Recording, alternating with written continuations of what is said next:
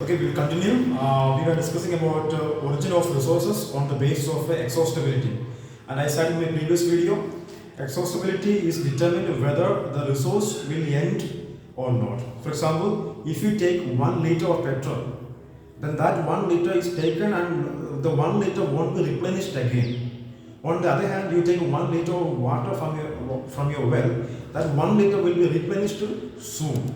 Now, renewable energies are those sources of energy that will be replenished by itself. For example, water or wind or solar energy. These forms of source of energy will be replenished, so you can use it, and then the amount won't be depleted. It will be replenished in the course of the time. Now, non-renewable resources are those resources whose source will end one day. So there will be a time in the future when petroleum products won't be there. So the source won't get replenished. Once an amount is taken, it is taken forever, and the taken amount won't be replenished anytime in the future. Once again, on the base of exhaustibility, renewable and non-renewable. Okay. Now, on the base of ownership, you know this. It's very simple. First one is individual resource. What is individual resource? It is clear in the name itself. That which a private person owns. For example, the pen I have, it is an individual property. It is my own. So no one else, not you, not the principal, not the government, not the president, not the prime minister, no one can have a claim upon my pen because it is an individual property. Or your home, the things that you own are all individual property. So individual properties are individual resources. So you can decide what to do with it. For example, you have a piece of land and you can decide to whom to sell it. Or you have a water resource, you can decide whom to distribute that to.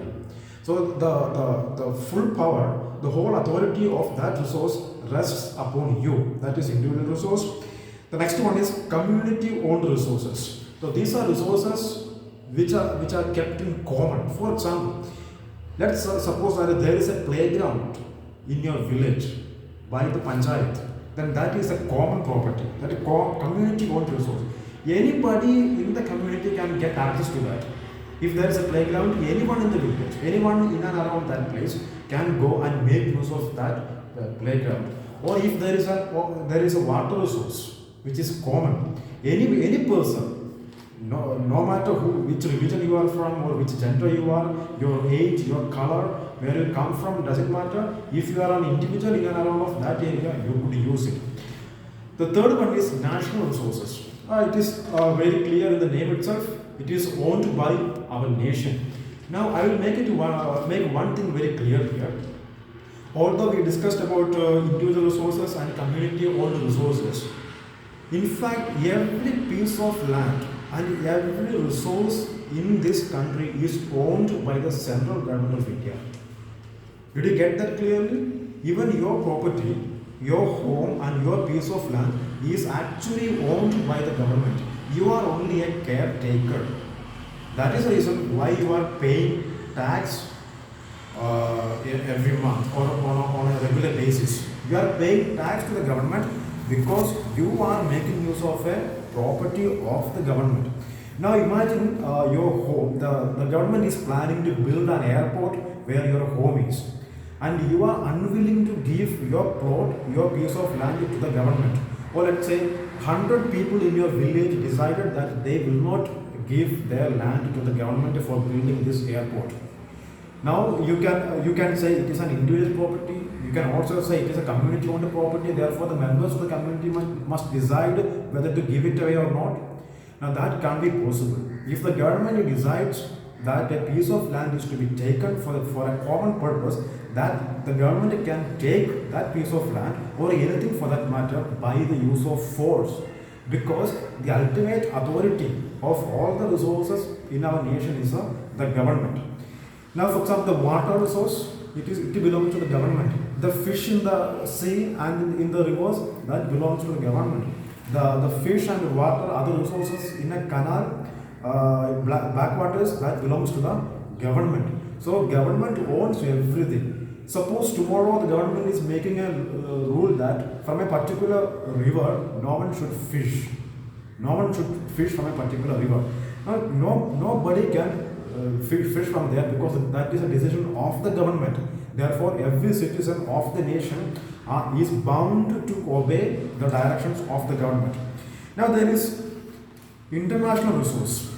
This is also very interesting. What is an international resource? For example, international bodies belong to the international community. The UNO, International Court of Justice, and so on, belongs to the international community. No one particular nation or a group of nations can claim monopoly over anything that is owned internationally. For example, America, Russia, Britain, those nations cannot claim that the UNO belongs to them. 192 members of the UNO have equal rights to the services of the UNO. Another thing you must understand is the celestial bodies, the sun, the moon, the stars, these are all internationally owned property, which means any nation can explore that. The US cannot, that no other nation should explore moon or no other nation should send anything up there. They can't say that because it belongs to every country in the world. Or the China cannot say the sun belongs to us, therefore every other nation should pay us tax for getting sunlight. They can't say that because it is internationally owned. In the same way, Arctic regions, the polar regions are also owned by the international community, which means any nation can go to an Arctic region and explore that place. For example, India has a laboratory in the Arctic region. Many other nations have other laboratories in the Arctic regions because that belongs to everyone. Now, in your textbook under national resources, there is a specification with regard to the sea. The sea is both nationally owned as well as internationally owned, but there is a difference. The sea within 12 nautical miles. 12 nautical miles would mean 22.2 kilometers. I think the distance from our school to Tiruvallur is about 22 kilometers. Meaning to say, from the shore up to 22.2 kilometers is a national property, and beyond 22.2 kilometers is international property. I will make it clear. In 2009, there was a case in Kerala wherein two Italian soldiers shot dead two fishermen from Kerala. They were fishing on the shores of Kerala sea in Kerala, and they were shot dead by the Italian Marines. Two Marines were arrested, the soldiers were arrested by Indian police, and they were taken to the High Court of Kerala.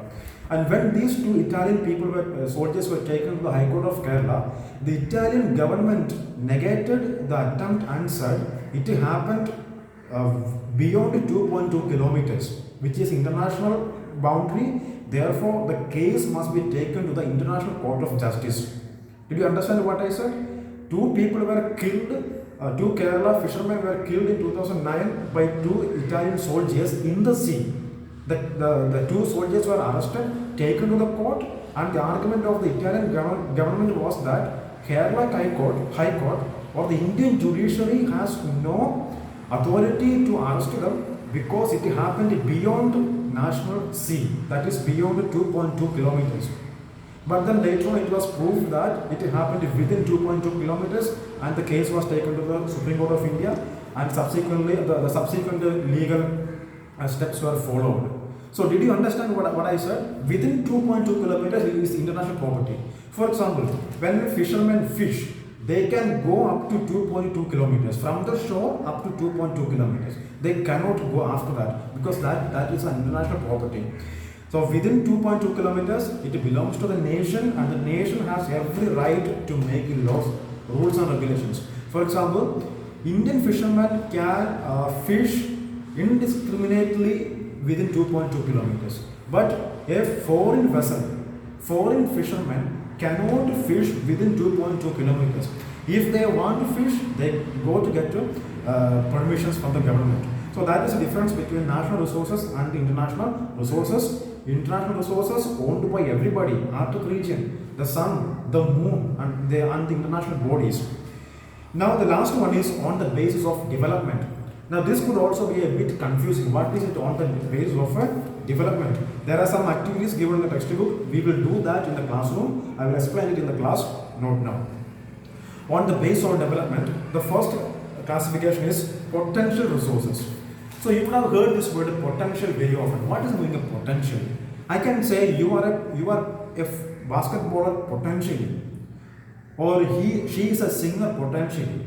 What does that mean? It means that that person is not a player now. He cannot play basketball now, but he can become a player provided he is given training and he practices enough.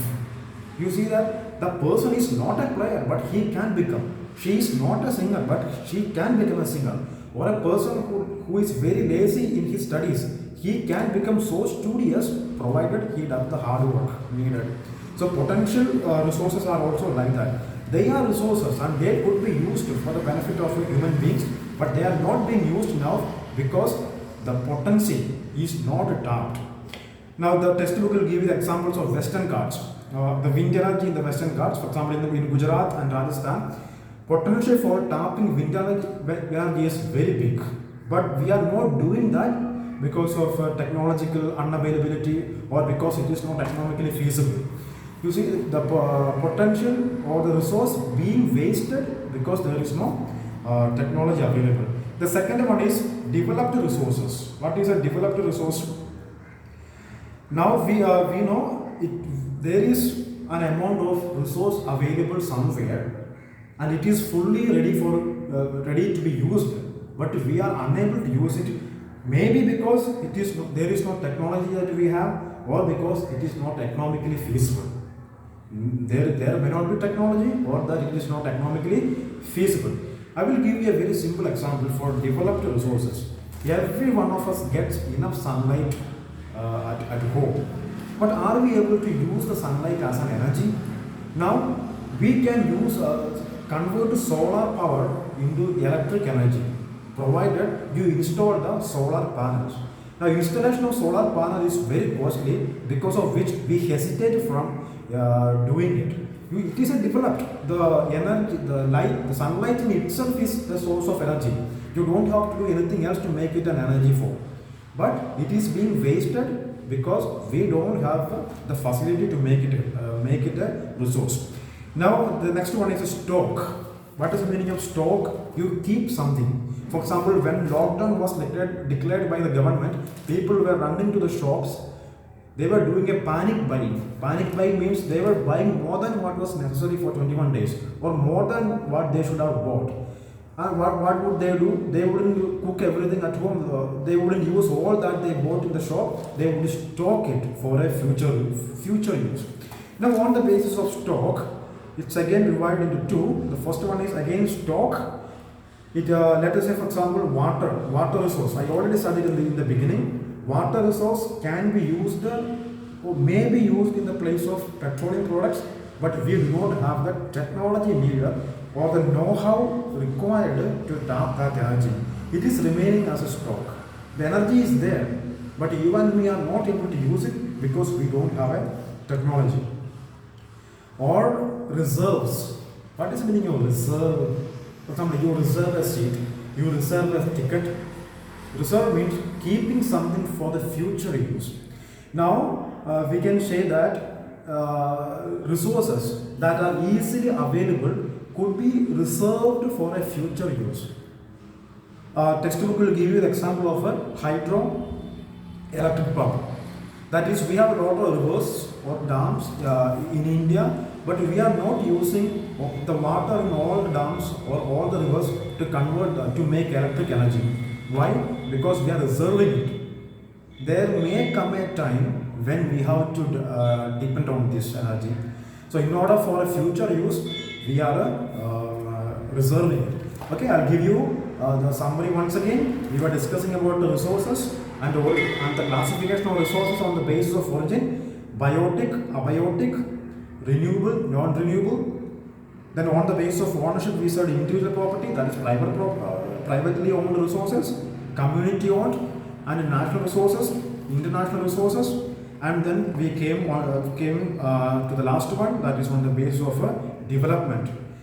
My reminder to you all, please inform others also in the class to do the homework, and I want you to take it very, very seriously. Those of you who fail in sending the answers on WhatsApp will be asked for explanations when they come to the school after 2 weeks. Inform everybody, take it very seriously, and feel free to call me or ask me for any clarification, I am available. You can contact me up to, let me say, up to 11 at night. 11 at night. Don't call me after that. So anytime up to 11 o'clock you can contact me. Okay.